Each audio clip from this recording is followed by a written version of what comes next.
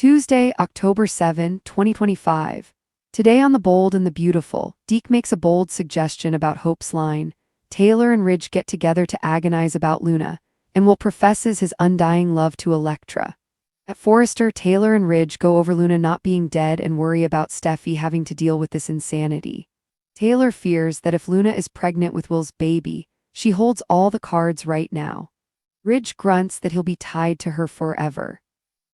At least Finn won't let her back into his life. Down in the showroom, Hope watches models walk the runway and stops to gush with them about hope for the future coming back. Just then, Deke appears.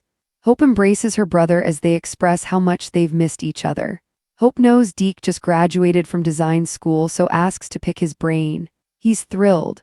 The models file out, and Hope asks her brother why he's back in town.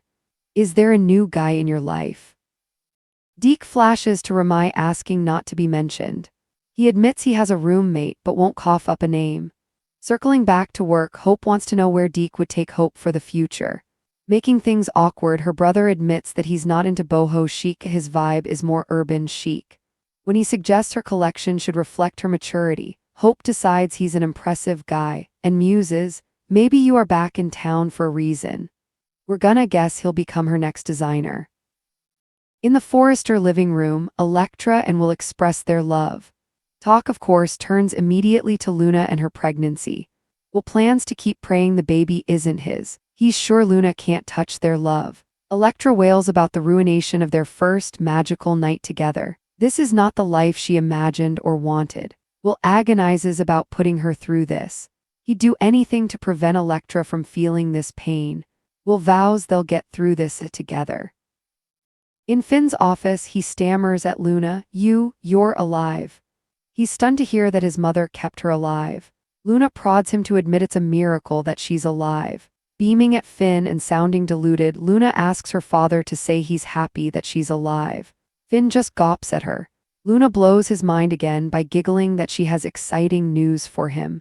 You're going to be a grandpa, he manages to eke out. This is extremely surprising. Luna confidently tells Finn that she'll give this little one a much better life than she was given. Finn stuns her by asking how she'll do that from behind bars. You pulled a gun on Steffi, Luna. You shot Sheila and Liam. Luna protests. She's been given another chance. She wants this baby more than anything. It's Will Spencer's baby. Finn frowns as he tries to wrap his mind around all of this. Tuesday, October 7, 2025. Deke's big idea, Taylor and Ridge's fear, and Luna's unbelievable return shock Lowe's angels. The morning sun glints through the tall Forrester windows, bathing the famous design house in a golden glow. But for Taylor Hayes and Ridge Forrester, there's little warmth in the air. Both sit tensely in Ridge's office, papers scattered across the desk between them, the fallout from the shocking revelation that Luna Nozawa is, in fact, alive. Taylor runs a trembling hand through her hair. I still can't believe this, Ridge. After everything, the memorial, the grief, Steffi's nightmares, Luna been alive this entire time. Ridge exhales heavily, rubbing the bridge of his nose. Alive, and somehow Sheila had a hand in it. That's the part I can't wrap my head around. It's like she's haunting us from beyond the grave. Taylor nods grimly. If Luna is really pregnant, it's even worse. If this baby is Will Spencer, she holds all the cards. She's young, unstable, and manipulative. Steffi has enough trauma without Luna showing up on her doorstep again. Ridge's jaw tightens. If that baby is Will's, then we're all tied to her forever, especially the Spencers. Taylor murmurs, you know Bill won't stand for that, he'll want answers. And Steffi, she'll feel responsible again. Ridge moves toward the window, staring out at the Lowe's Angels skyline. Finn won't let Luna back into his life, not after everything she's done. Taylor folds her arms, but there's uncertainty in her voice. You think so? Luna's always had a strange kind of hold over him, the lost daughter he never got to protect. That kind of guilt doesn't just disappear, Ridge. It lingers, it festers. Ridge turns sharply. Well, he needs to remember she shot people. She nearly killed Liam. She did kill Shayla. There's no coming back from that. Taylor's voice softens. Maybe, but what if this baby is innocent? What if it's her second chance? Ridge sighs. Her second chance shouldn't cost Steffi her peace of mind.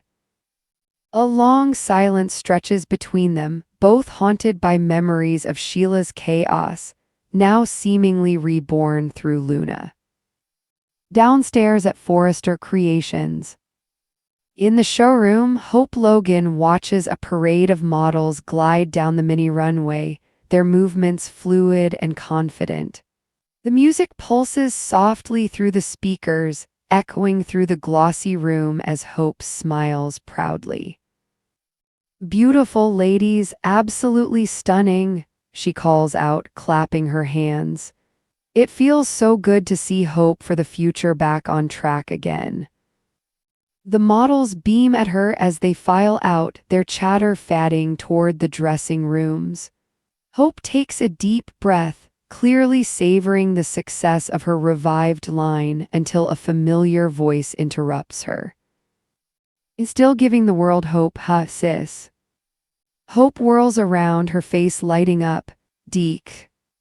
Her younger brother strides in, tall, stylish, carrying the confident ease of someone who knows he's arrived.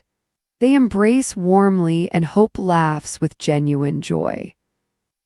"I can't believe you're here," she gushes. "You didn't even tell me you were coming to town."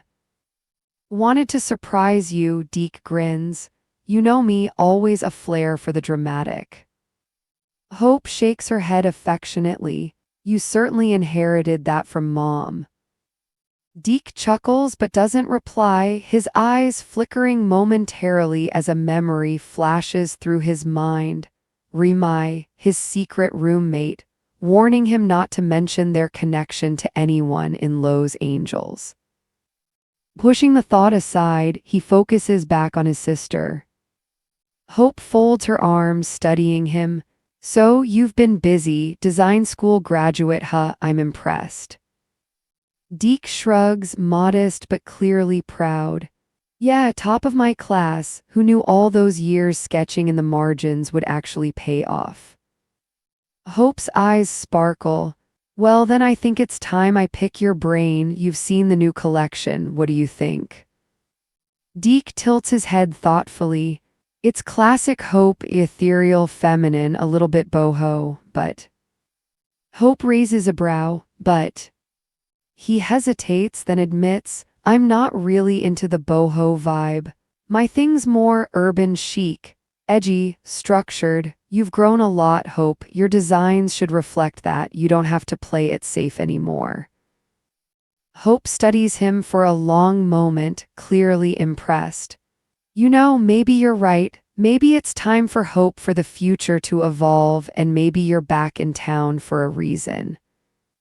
Deke flashes a knowing smile. "Wouldn't that be something?"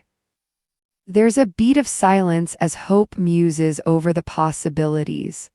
Her expression is warm, almost hopeful again, unaware that her brother's return might bring more complications than inspiration. In the Forrester Mansion living room. The grand living room feels unusually still, until Electra Donovan bursts into quiet tears on the sofa, her shoulders trembling.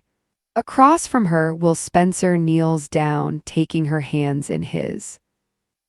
Hey, he whispers softly, "Look at me." Electra looks up, her mascara smudged. "I can't do this, Will. I can't pretend everything's fine when that woman, Luna, could be carrying your child." Will's face twists in pain. "I know, I wish I could change it. I wish I could take back that night. Our first night together was supposed to be perfect," Electra sobs, "and now it's ruined, overshadowed by her." Will pulls her closer. You mean everything to me, Electra. I don't care what happens with Luna. You're my future, not her. You have to believe that. Electra shakes her head.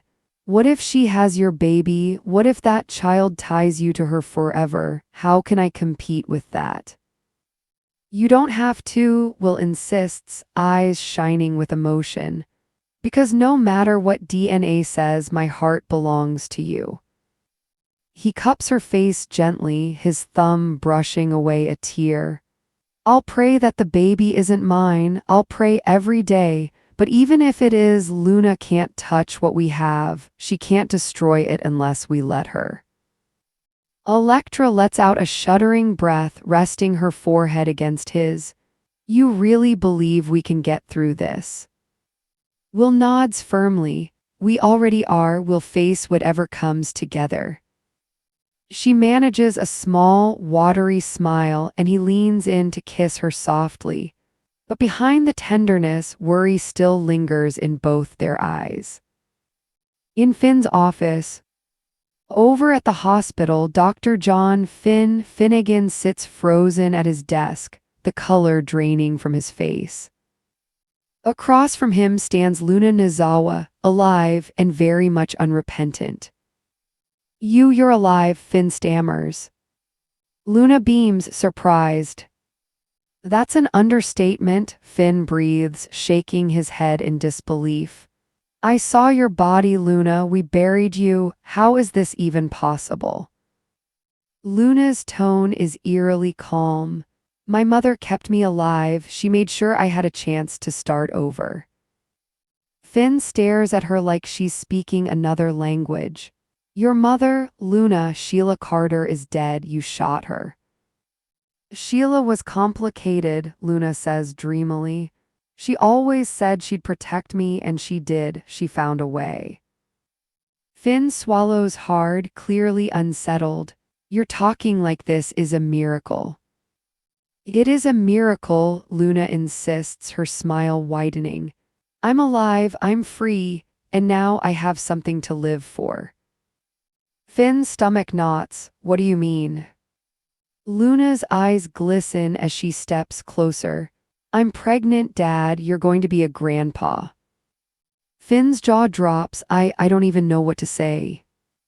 Say you're happy, she presses eagerly. Say you're glad I'm alive and that this baby will finally heal our family. Finn rises from his chair, struggling to find words. Luna, this is extremely surprising. And before you talk about healing, let's remember you pulled a gun on Steffi. You shot Sheila. You shot Liam. You left devastation in your wake. Luna's voice cracks. That was before. I've been given another chance. This baby, Will's baby, will have a better life than I ever did. I'll make sure of it. Finn's eyes flash with disbelief. You expect to raise a child from behind bars because that's where you're going, Luna. She recoils, her bravado slipping. No, you can't mean that. I do, Finn says grimly. You need to face what you've done. Tears spill down Luna's cheeks. You're supposed to be my father. Why can't you just be happy I'm alive? Finn's expression softens, but only slightly. Because being alive isn't the same as being redeemed. Later that night, back at the Forrester estate, Taylor finds Ridge again in the dimly lit office. They're both drained, weighed down by the day's events. She's pregnant, Ridge mutters. Luna's really pregnant. Taylor's heart sinks, and Will Spencer's about to have his life turned upside down. Ridge looks toward the fireplace, the flames flickering against his troubled face. What does this mean for Steffi, for all of us? Taylor sighs. It means the past isn't done with us yet. The camera pans out slowly, from Ridge's worried stare to the flickering fire, and then cuts to Luna sitting alone in her hospital bed, cradling her stomach protectively, whispering to the unborn child. They'll see, baby, they'll all see, you're my redemption. Her eerie smile lingers as the screen fades to black.